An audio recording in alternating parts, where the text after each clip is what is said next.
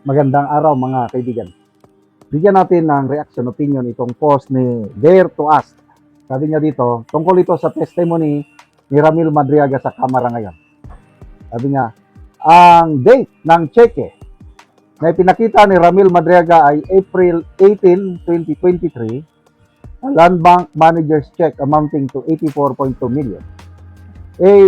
Based on the news reports via Politico, Madriaga was arrested in July of 2023 in Cainta, Rizal after operatives of the Philippine National Police Anti-Kidnapping Group tagged him as the alleged leader of the Madriaga Kidnap or Ransom Group, which authorities describe as one of the most dangerous criminal syndicates in recent history.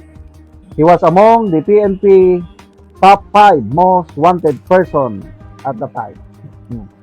So ito, pinakita sa kamera, manager's check, land bank, nakapangalan kay Madriaga na ang pinapalabas, parang galing ito kay BP Sara na parang bayad sa kanya, something like that. September, April 18, 2023. July 2023, nahuli na siya. So, April, May, June, July, 4 months. So, anong ibig sabihin nito? Kidnap for ransom gang leader, top 5. Tapos, gagawing bagman ni BP Sara. Ginawa ninyong katatawanan ang talagang tama yung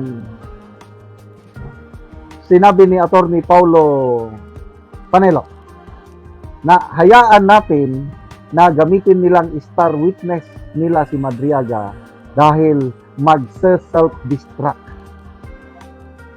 Okay, granting na totoo nga may land bank manager's check na natanggap ni Madriaga supposedly galing sa mga Duterte.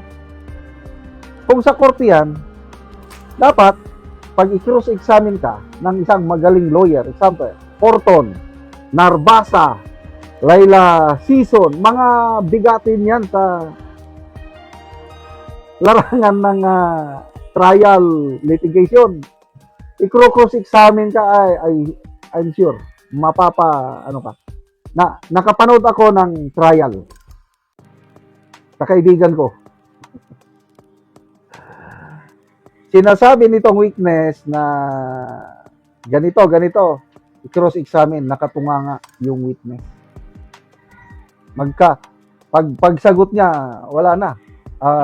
Ang prosecutor tumihingi ng time out para mag-usap yung witness at yung fiscal kasi hindi niya masagot-sagot ang cross-examine ng magaling na lawyer ng kaibigan ko. Mahirap pag nagsisinungaling ka sa isang trial, pag i-cross-examine ka, mabubuking ng mga magagaling na abogado. Kaya pabayaan lang natin yan, si Ramil Madriaga, pagdating niya sa Senado, diyan na, bloodbath, talagang magkaka-bloodbath dahil cross-examination pa lang ng mga magagaling na lawyers ni BP Sara, patay na siya. Ang mga senator judges, mag-cross-examine din yan. Alam na natin ang kalidad ni Senator Marcoleta. Ang galing. I-cross-examine siya ni Senator Judge sa Escudero. I-cross-examine siya ni Senator Judge sa Pia Cayetano, Senator Judge sa Amy Marcos, Senator Judge General Bato de la Rosa. Kung dito sa mini trial, ganyan, nabubuking na, how much more pagdating sa Senado?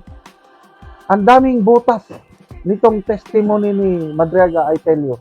Kaya, it's a blessing in disguise na ang napili nilang star witness nila against kay BP Sara ay itong si Madriaga. Kasi lumalabas, yung third and fourth impeachment complaint ang pinaka basihan nila na may sufficient in substance yung dalawang reklamo ay dahil ibinis nila sa testimonyo ni Madriaga. Hindi nag-iisip talaga ito. Mabuti pa si Congressman Rucus Rodriguez. Polluted source yan. Ano? Magpapaniwala kayo sa isang convicted criminal? At least mayroon pa tayong matinong kongresista. At itong sina Abante, sabi niya, hindi, credible yan. Si Ridon, credible yan. Doistro, credible yan. Ano ba yan? Convicted kidnap for ransom gang leader, tapos paiyak-iyak pa sa kanyang testimony.